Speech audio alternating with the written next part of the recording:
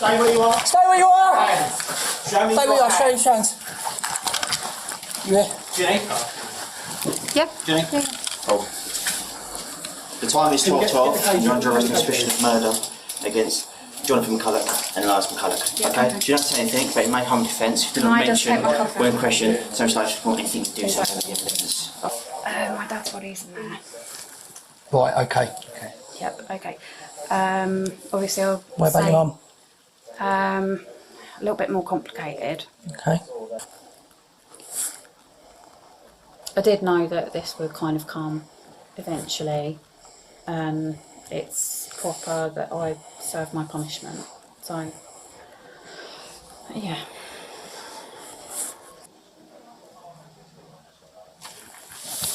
Cheer up, at least you caught the bad guy. The woman who you just watched make a light-hearted joke to the Essex police about murdering her parents, Lois and John, who haven't been seen in over 4 years, is 36-year-old Virginia McCullough. This case is significantly more complicated than it initially seems, with the circumstances surrounding the deaths of John and Lois thickening as the vindictive and psychopathic behaviour of Virginia slowly unravels. Using various methods of avoidance, Virginia managed to evade suspicion of not only the police, but also close family and local community members, and with the COVID pandemic hitting months into the start of her killings, it was looking like her gruesome secret was actually going to plan out to be the perfect crime. Until a concerned doctor's receptionist contacts the police over the welfare of the married couple. Virginia, who was the youngest of 5 siblings, was born to parents John and Lois in 1987. Not much is recorded of the family's life, but one sibling went on to quote, "They did love and care for us. They were old-fashioned, so they weren't prone to showing affection. Mum and Dad always enjoyed the time they spent with us. Our family was their pride and joy." John McCullough had a distinguished career. He was a lecturer at the Anglia Ruskin University and was also a published author. However, in his later years, his health began to decline. John struggled with type 2 diabetes, high cholesterol and glaucoma, which ultimately led him to retire. His days in retirement were spent with simple pleasures like playing golf and snooker, enjoying trips to the beach with his wife Lois, and meeting up with his friends at the pub on a Friday for a pint, and regularly visiting the doctors to manage his health. Lois McCullough started out as a stay-at-home mom in the early years, dedicated to caring for her children and maintaining the household. But once her kids left home, she picked up a variety of hobbies. One of her favourites was writing to people around the world for a pen pal scheme. She had a strong interest in history and the royal family, which she often spent time researching and discussing with her friends. By 2017, all but one of the McCullough children had moved out of the family home, with some even starting families of their own. The only one who stayed behind was none other than Virginia. Over the years, she told her parents she had been diagnosed with various health issues, including cancer scares, which led them to let her remain at the house. However, it turned out there was nothing physically wrong with her, as one psychiatrist would later explain Virginia had a personality disorder and traits of being a psychopath. But Virginia's web of lies went far beyond her health issues. She claimed to be working as a web designer, but the truth was she held various low-paying jobs throughout her adult life, with her most recent job being in bar work. However, in 2017 she quit for reasons that were never made clear. After that, she remained unemployed, but instead, Virginia told her parents she had stopped working to pursue her career as an artist. One she claimed would be financially beneficial for everybody, including them. Around this time, Virginia also took on the role as a carer for John. With John spending more time at home due to his health issues, she was there to lend a hand to him when she wasn't out the house pretending to study. In return, John helped her financially. Part of her responsibilities included handling technology-related tasks for him, like managing online banking and payments. But this is where things took a dark turn. It was during this period that the catalyst for the murders began to take shape.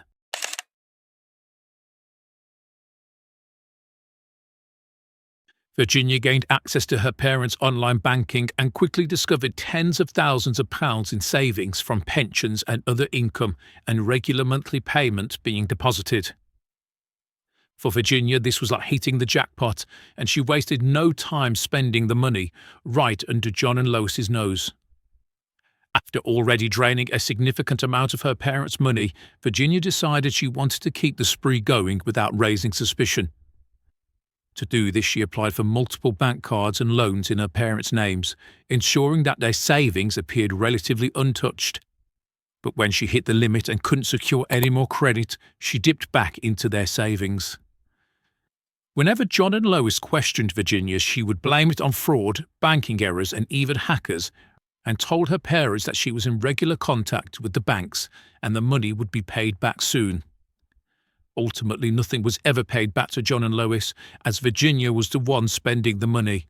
She told them there were delays at the banks, and John and Lois clearly bought this story, as in a letter to her pen pal, Lois told them how distressed she was because she had fallen victim to fraud and wasn't being paid back the money, even though it was her own daughter doing it all along. By March 2019, Virginia was drowning in personal debt, with no job to rely on and no plan to pay back the debt to her parents. Seeing no solution out of this problem, she devised a plan to murder them and claim what remained of their money, which was still in the tens of thousands of pounds at this point. This went on for 4 months, with her initial strategy being to poison their drinks with a lethal mix of prescription drugs, but both John and Lois miraculously survived each attempt. However, this changed on the night of June 17th when the poison attempt finally took John's life. Lois, however, survived once again. Following morning, Virginia resorted to her backup plan, a brutal hammer and knife attack. In a disturbing confession, she said, "She looked so innocent, she was just sat there listening to the radio. I did go in 3 times to build up some gumption, but I knew I had to get it done and couldn't hesitate. It was pretty much either do it or you're going to be arrested anyway for the murder of your father. It started out with the hammer. I was hitting like someone badly playing the xylophone or something, but it didn't work, so I decided to stop her instead, because I didn't actually want her to suffer. She was just staring at me in disbelief. It was either do it or you're going to get arrested for your dad's murder." After committing the murder, Virginia went to the town to buy gloves and sleeping bags. Upon returning, she placed her parents' bodies in the bags and chose to live with them rather than dispose of them. John's remains were encased in a makeshift tomb constructed with masonry blocks and covered in blankets, whilst Lois's body was stuffed inside the wardrobe. Incredibly, the bodies remained in the house for 4 years, where Virginia managed to continue her life surrounded by the evidence of her horrific crime. But how did Virginia manage to go undetected for so long after killing John and Lois, who were clearly well-loved people and known personalities in their local community? In the immediate aftermath of the murders, Virginia went to extreme lengths to maintain the illusion that her parents were still alive.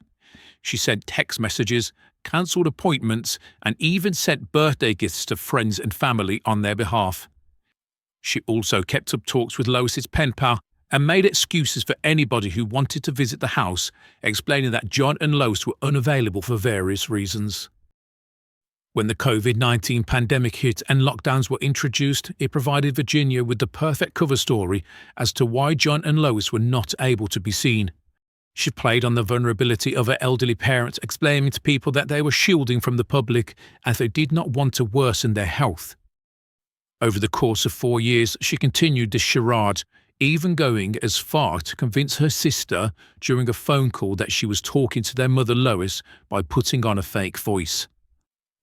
To neighbours, Virginia spun a new story, claiming her parents had relocated to Clacton to escape the local gossip as to why they hadn't been seen. When she was asked why the property had not been put up for sale yet, Virginia explained that she was overseeing renovations until the property was ready. Despite her meticulous efforts, Virginia was paranoid. From July 2020 to September 2023, she made 238 calls to the local police for trivial reasons, to test if they were onto her for her crimes. When they weren't, it gave her a brief sense of relief until the paranoia would kick back in and the cycle would continue.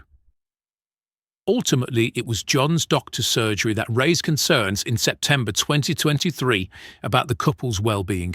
During the pandemic, Virginia had been booking and cancelling John's appointments, but by then, pandemic restrictions had been lifted, meaning regular visits should have been continued. The clinic, worried about John's welfare, reached out to police to conduct a welfare check. Ironically, officers had been at the property just days earlier due to one of Virginia's test calls. When police arrived for the welfare check, Virginia claimed her parents were on holiday in Clacton and would be returning in October. She insisted there was no way to contact them, which raised even further suspicion. The officers passed on their findings to detectives, who launched a murder investigation, despite there being no bodies at that point. Days later, with the search warrant in hand, Essex police returned to the property. It was during this search that Virginia McCullough made her shocking confession, finally revealing the truth. Baby, I'll show you chance. You here? Jenny?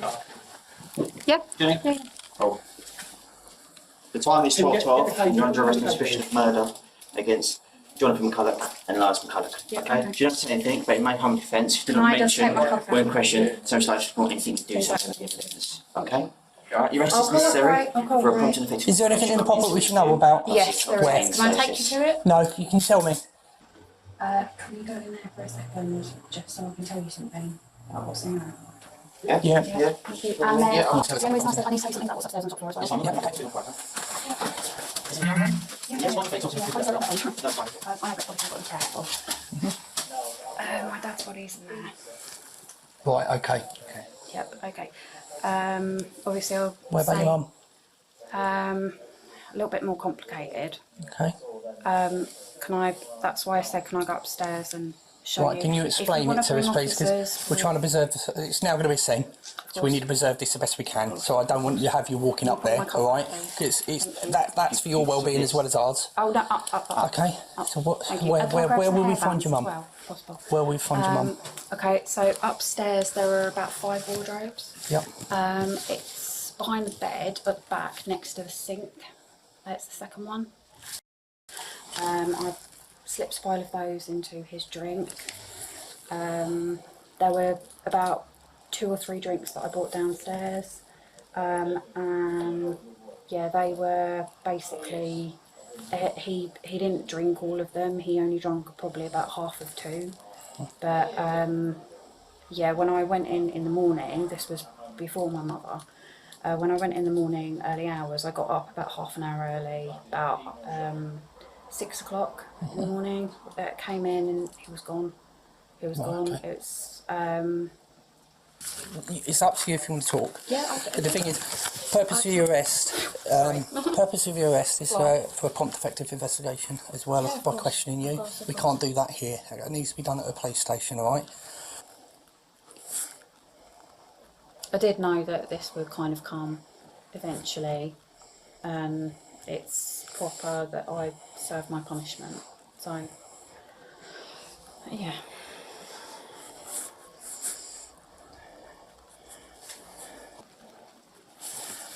Okay, so Virginia, I'm just going to ask you this. This is what I've written down based on the information you just told us, because what we regard as a significant comment, because you've made Well, I it wanna help. upon under caution Those after your paintings, arrest. by the way, are part of they're my granddad's. Okay, right. So I've written this, please.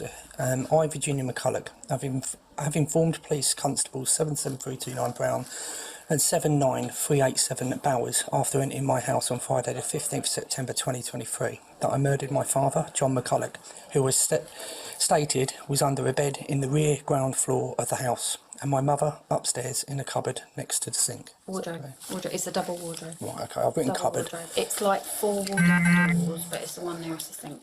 Double wardrobe. Pick up then. Yeah. What's significant as I've written down there here now, I've just read out to you. Are you happy to sign that, to say that's a true account? Yeah.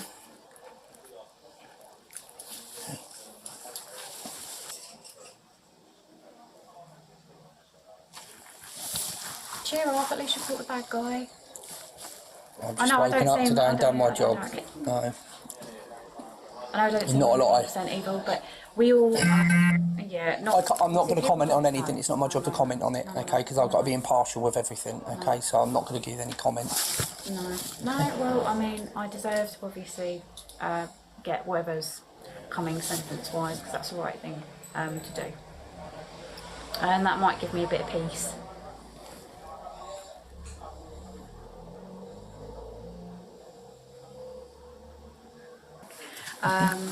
Also in the handbag as well, there's, and again, because you're probably going to need to know about it, there's a card in there, card one money,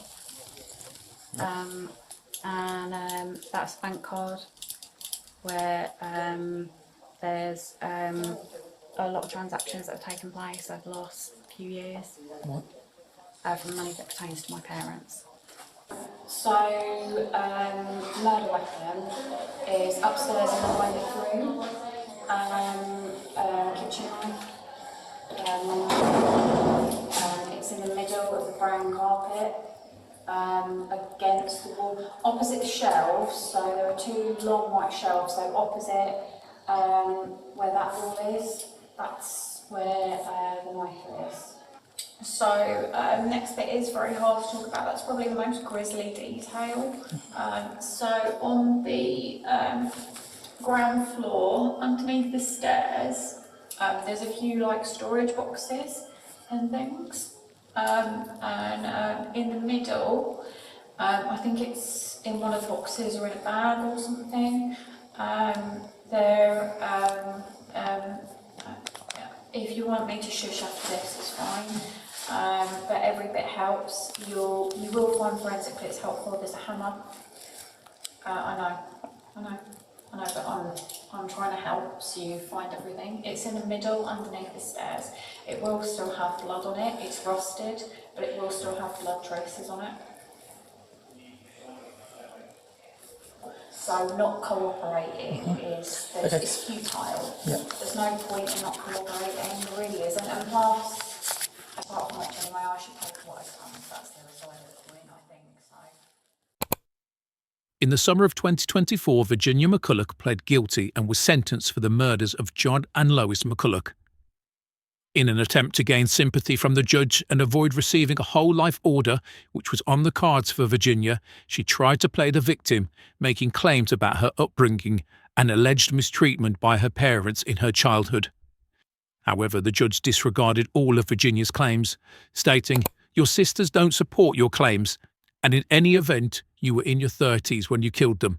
Any difficulties in your childhood do not begin to explain or excuse what you did." In the end, Virginia's attempts to sway the court failed.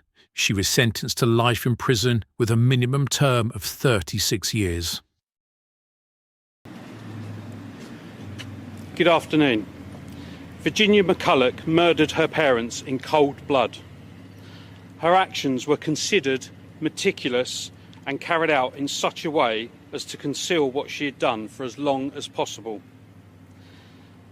These were the actions of someone who had taken time to plan and carry out the murder of her parents in the interests of self-preservation and personal gain before living within metres of the bodies of her two victims for a number of years. Throughout the course of our investigation, we have built a picture of the vast levels of deceit, betrayal and fraud that she was engaged in. It was on a shocking and monumental scale.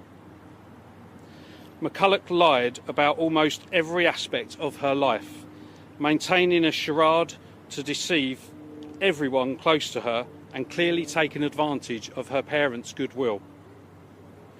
She is an intelligent manipulator who chose to kill her parents callously without a thought for them or those who continue to suffer as a result of their loss.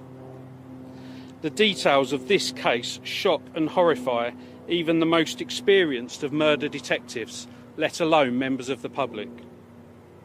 It therefore follows that the wider family of John and Lois, understandably, could never have guessed or anticipated that McCullough would be capable of undertaking these murders before committing herself to this level of deceit.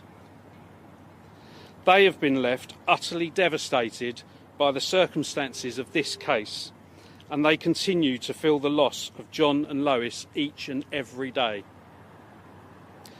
This process, from the finding of John and Lois's remains to the unravelling of McCullough's web of lies, has taken a huge toll on the wider family network. With this sentence, and with all that we have uncovered throughout our investigation, we hope they can now start to find a way forward with their lives. The family have continued to struggle with the intense media interest in this case, and I would repeat in the strongest possible terms their wish for their privacy to be respected as they continue to grieve their loss. Thank you. And so, an interesting case to say the least. It does beg many questions as to why the family went so long without ever seeing their parents, and that the police never investigated sooner after receiving 238 calls in a 4-year period. And if John had never needed regular doctor's appointments, how long would this have gone on for? But to live with your dead parents for 4 years clearly shows signs of mental instability or serious mental disorder.